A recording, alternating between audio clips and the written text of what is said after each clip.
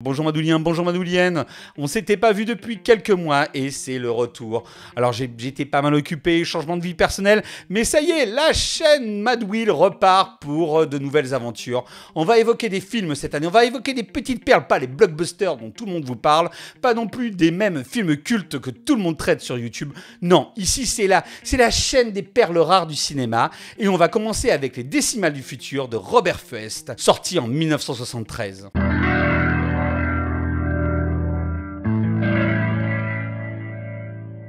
Certains longs métrages ont le pouvoir de nourrir nos rêves pendant une grande partie de notre existence. Il y a longtemps, j'avais entendu parler des décimales du futur, mais il était alors impossible de mettre la main dessus. Ce Graal longtemps hors de portée est disponible sur l'univers ciné. Alors j'en ai profité, je l'ai regardé, et c'est vraiment du bonheur. C'est un film de science-fiction atypique, psychédélique, qui est l'œuvre du talentueux réalisateur Robert Fuest, bien connu des amateurs de genre pour des longs métrages tels que L'Abominable, Dr. Fives, On the Suit and the Darkness, un thriller remarquable que je vous invite vraiment à voir, écrit par deux scénaristes renommés, et pas n'importe qui. Brian Clemens, l'un des créateurs de Chapeau melon et bottes de cuir, ça tombe bien, c'est une de mes séries préférées, et Terry Nation, qui est entre autres le cerveau derrière les Daleks de Doctor Who. Pour appréhender les décimales du futur, il est nécessaire de revenir sur la carrière atypique de Robert Fuest, qui a commencé dans le 7e art en tant que décorateur. Il a rapidement démontré, même avec des budgets limités, un talent inné pour la scénographie, sublimant le visuel de ses films. Un exemple probant est bien sûr le génial L'Abominable Dr. Fives, où il a créé des décors absolument saisissants, en particulier le repère de Fives. Mais dans Les Décimales du futur, il fait vraiment un boulot extraordinaire. Il fait des prouesses, il signe des séquences superbes, comme l'enterrement du père du héros au début du long métrage. Ça vous place dans l'ambiance, j'ai vraiment adoré cette ouverture, et c'est ça qui m'a donné envie d'aimer le film. Mais aussi fascinant que soient Les Décimales du futur, ce métrage sera un chant du cygne pour les velléités d'auteur de Robert Fuest, qui ne se remettra jamais de l'accueil négatif réservé à son film de science-fiction, même s'il signera par la suite la remarquable série B, La pluie du diable, avec un casting enthousiasmant qui comprend quand même, attention, John Travolta, William Shatner, le célèbre capitaine de Star Trek, et la vétéran Ida Lupino. Il disparaîtra progressivement des écrans pour se cantonner à des projets alimentaires pour la télévision. C'est pourquoi il me semblait important de réhabiliter Les Décimales du futur, ce cinéaste n'ayant pas eu la carrière qu'il méritait, compte tenu de son indéniable talent. Les Décimales du futur est un film rare. Tout d'abord, c'est l'une des seules adaptations de Michael Moorcock sur nos écrans. Cet écrivain célèbre pour ses œuvres de fantasy comme Elric de Melniboné est considéré comme le pionnier du genre steampunk, le seigneur des airs. Il a également marqué le monde de la science-fiction avec les aventures de Jerry Cornelius, qui nous intéressent aujourd'hui. Honoré dans bon nombre de festivals en lien avec les mondes de l'imaginaire, les Utopiales en France, le prix Nebula aux États-Unis, il garde un souvenir amer de ses incursions dans le 7e art. Moorcock s'est en effet disputé avec Robert Fuest au sujet de la bande-son des Décimales du futur, rejetant le film à sa sortie. Il a également vu son scénario pour le 6e continent, ah quel plaisir, quel souvenir, le 6e continent, de Kevin Connor être mutilé, ce qui l'a incité à ne plus vendre les droits de ses œuvres pour des adaptations cinématographiques. Je préfère le dire tout de suite, même si l'auteur il n'apprécie pas les Décimales du futur, il faut prendre conscience de la difficulté d'adapter un écrivain dont l'imagination foisonnante et les niveaux de lecture présents dans ses œuvres ne sont pas toujours faciles à rendre à l'écran. Les Décimales du futur est avant tout un voyage dans une science-fiction beaucoup plus inventive que celle produite à Hollywood. Vous allez me dire, c'est pas difficile avec Disney en ce moment. J'ai vraiment pris beaucoup de plaisir à regarder cette œuvre, proche de la bande dessinée des années 70 qui développe un imaginaire très british où l'étrangeté est roi. Le grand mérite de ce film réside avant tout dans sa capacité à refléter son époque, tout en anticipant ses futures évolutions esthétiques.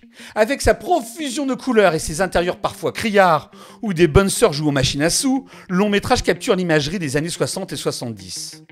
Et moi j'adore cette imagerie, je suis un fan absolu de Ken Russell et de son Tommy entre autres. Cependant, Robert Fuest offre une mise en scène beaucoup plus élégante pour moi que bon nombre de films pop des années 70. Ses cadres sont soignés. les mouvements de caméra élégants. Les Décimales du futur est un régal d'un point de vue visuel. D'autant plus que Fust possède un sens inné de la composition. Ses plans semblent tout droit sortis d'une bande dessinée de Moebius ou Crépax. Je pense notamment à cette scène où notre héros et la mystérieuse Miss Burnett attendent le grand méchant du film devant un mur blanc, sur lequel se détachent des lignes noires, évoquant les cases des maîtres de la bande dessinée. Grâce à son expertise en scénographie et sa mise en scène, le réalisateur parvient à créer des décors baroques de toutes pièces, comme la maison de Cornelius et son échiquier mural, tout en sachant exploiter des décors naturels existants particulièrement graphiques. Surtout, le film préfigure le mouvement New Wave, avec son héros en apparence nihiliste, dont la morale n'est pas toujours en adéquation avec une époque où le plaisir est roi. Cornelius, dandy aux ongles noirs, convaincu que le monde à venir n'existera plus, annonce des groupes comme les Talking Heads et The Cure. Enfin, et ça c'est pas pour me déplaire, les Décimales du futur rappellent les séries télévisées cultes britanniques de l'époque, telles que Le Prisonnier, merveilleux, Le Prisonnier. Si vous avez jamais vu Le Prisonnier, allez voir Le Prisonnier, ou Chapeau melon et bottes de cuir, dont Fust a réalisé certains épisodes. Comme dans ces monuments de la culture anglaise, le cinéaste fait de son manque de moyens une force, en créant un univers en apparence semblable au nôtre, mais constamment contaminé par des éléments fantaisistes. On plonge dans un monde familier où, en y regardant de plus près, on découvre une profusion de détails extravagants. Les Décimales du futur m'a aussi marqué par la présence d'un acteur exceptionnel en la personne de John Finch.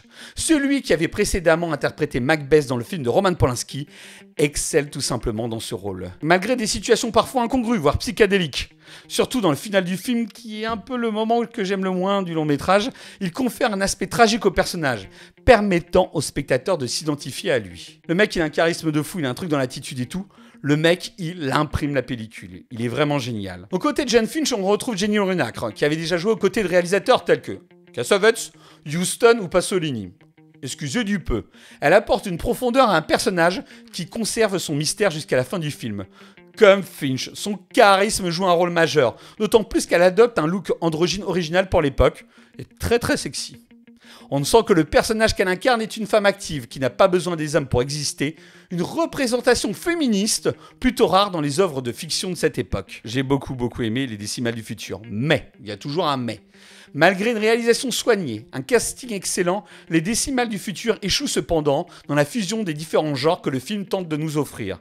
Les aspects parodiques de certaines scènes et son humour décalé, mais il ne s'harmonise pas toujours avec les séquences où Robert Fust adopte un ton plus sérieux.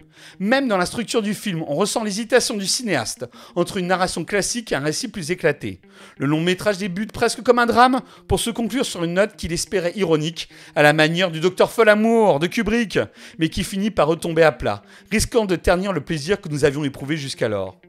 Les Décimales du futur est parfois trop sérieux pour une comédie et trop ironique pour un film de science-fiction. Quelques réserves et moi j'ai succombé au charme 70s de ce film, j'ai succombé à sa recherche visuelle, j'ai adoré les performances de John Finch et Jerry Runacre. Et surtout, mon engouement pour le film m'a même poussé à commander les 4 romans de Cornelius réédités en France par les éditions La Talente. Je vous souhaite de prendre autant de plaisir que moi devant ce film et on se retrouve pour une prochaine émission sur le Mad Wheel. Allez, salut Madouliens, salut Madouliennes!